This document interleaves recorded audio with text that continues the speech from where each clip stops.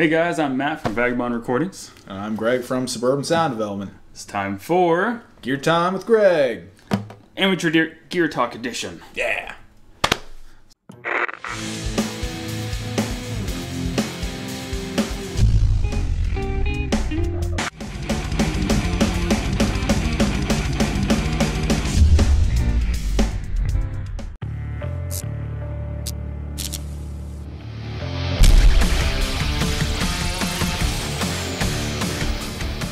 So today we're going to talk about what you know about picking picks. Picks. So we've lined up a specimen of picks. So we have a lot to choose from. Why don't we go ahead and go through and kind of identify the picks? Yeah. Basically, our what I'm going to call a control is what I use, a standard Dunlop Tortex 0.88 millimeter, the green one for those of you who go by the colors. I'll say next up we have a Dunlop Gator Grip, the 1.14 millimeter, a little thicker. We'll hop to the metal pick next. I'm not sure. Yeah, I don't know the brand on it. Tech Pick. We'll look more into that. That might also be a Dunlop. I don't know. Most of these seem to be Dunlops, honestly. So to change it up, I'll go to the Fender Thin. Then we'll have a little bit of a throwback with our Camel Bone pick. You'll have to link the video and find that. We have a felt pick, which I have little to no experience with anything of this nature, so that'll be a good time. A triangular bass pick. Because why not? Yeah, right. Everybody's tried one of them at some point. Exactly. Then we have, I think it's called the Stubby, is it? Yeah. Big Stubby, also from Jim Dunlop, USA. It's a frickin' 3 millimeter. It's not, I mean, it's stubby, I guess, but not not thickness-wise. And last and least, as far as material is concerned, Dunlop 0.5 millimeter. So another thin pick comparable to the Fender Celluloid. Okay, so the reason we're doing this is because the pick itself and what it's made out of, how big it is, how thick it is, all can determine a lot about your sound. And we'll kind of talk about that after he gets done playing. We'll evaluate, I guess, contemplate, pontificate. Yeah. Because in a lot of cases, it's not necessarily, one is greater than the other. It's, partially about your comfort and, the response of the pick depending on what style of music you play. But, to some degree, if you're like in a recording atmosphere, you might want more attack or, maybe it is too attacky and you want it a little more thuddy, dull, whatever. So we're going to explore. Yeah, and the acoustic is kind of the primary example. It exemplifies every characteristic we could hope for. Right, because we were kind of worried about, some nuances being swept under the rug in an electric setup, so we're rocking the Seagull today. Yeah, the grandpa's guitars. Oh, yeah. All right, so let's get into it and check it out.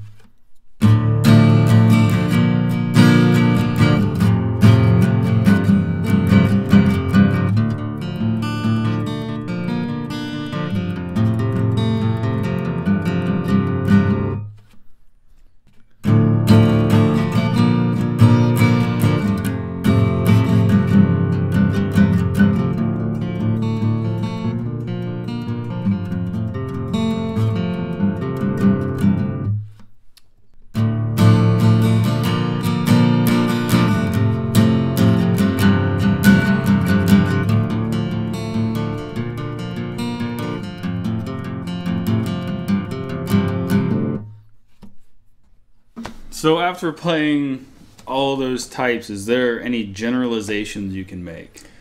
To me, I believe the thinner pick gives a little more pick sound. Not necessarily more treble, and definitely less attack in a way. I mean, I feel like it's kind of a sharper tone. It's less string attack, more pick attack. Right. See, versus like the thicker picks, they have less give, so then you can get a little more volume, a little push on the strings, but all the thin ones kind of have a lot of backbow to them. The felt one was probably the weirdest to me next to the feel of the bass pick. To me, it felt like the bass notes had like some lack of power, but I liked what it did to the unwound strings.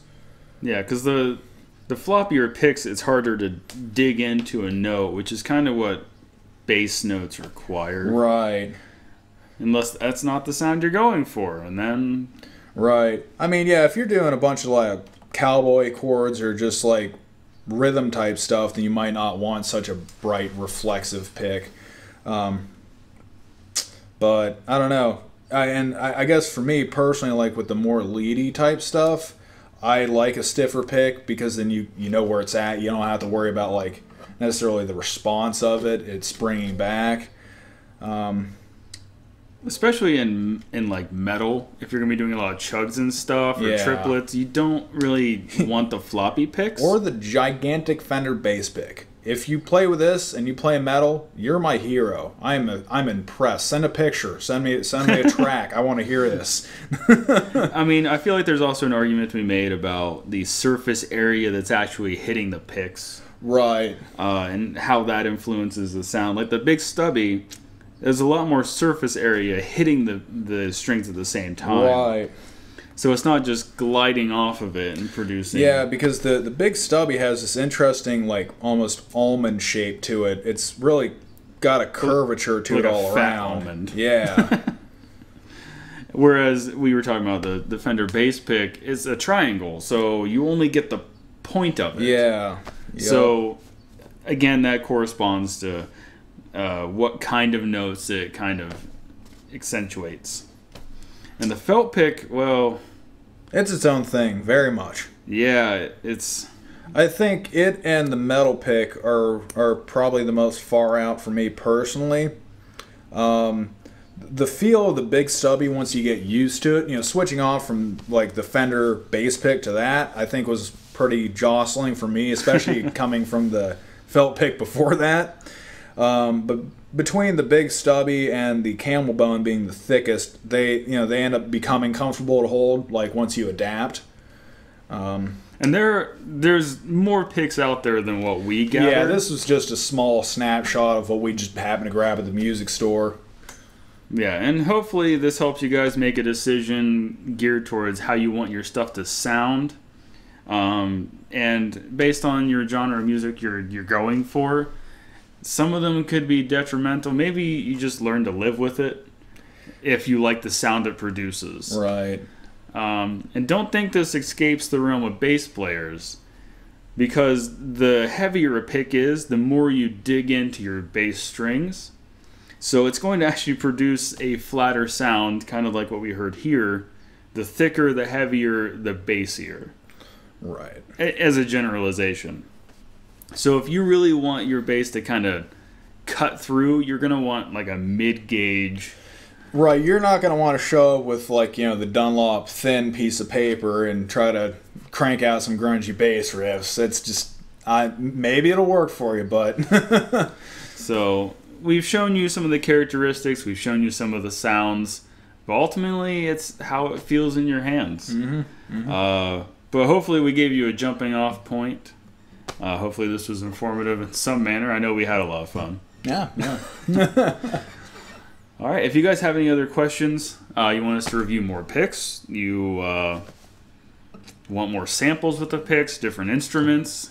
Yeah, because we can jump to electric, we can pitch the bass in, even if you bass players out there that do play with picks are interested in that. Or maybe you're trying to come to the dark side and play with a pick and you're interested in how that works. Which, as an engineer, I highly suggest bass players get comfortable with both. because I can make a lot of difference in records. Just throwing that out there. I'm a bass player. I'm not too ashamed. I was gonna say, as I am at some point in my life. From us bass players, it's okay to use a pick. It's okay. Not all of us are Victor Wooten. God, no.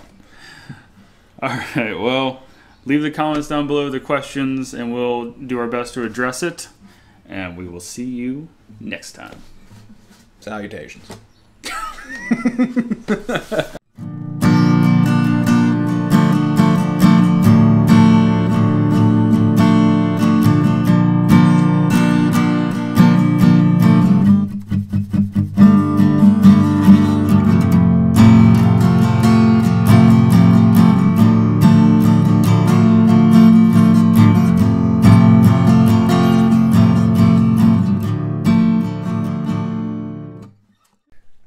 Two super shitty, thin, super shitty picks together. God, it's so weird.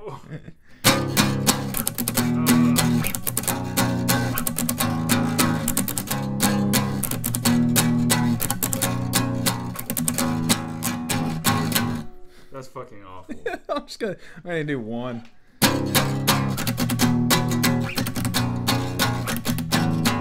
I still can't get over how it like wraps around my thumb. Like my thumb is hitting the strings as much as the pick is. That's not the thing for me. Let me use the felt. That's gonna be weird as shit.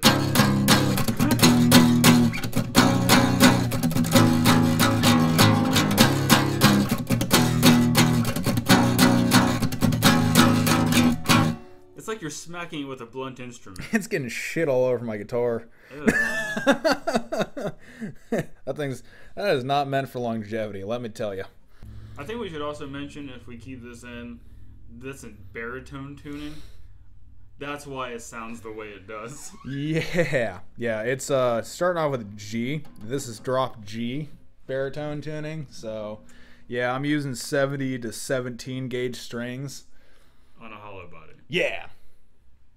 Just for the record, you can do it. You gotta file the hell out of your nut.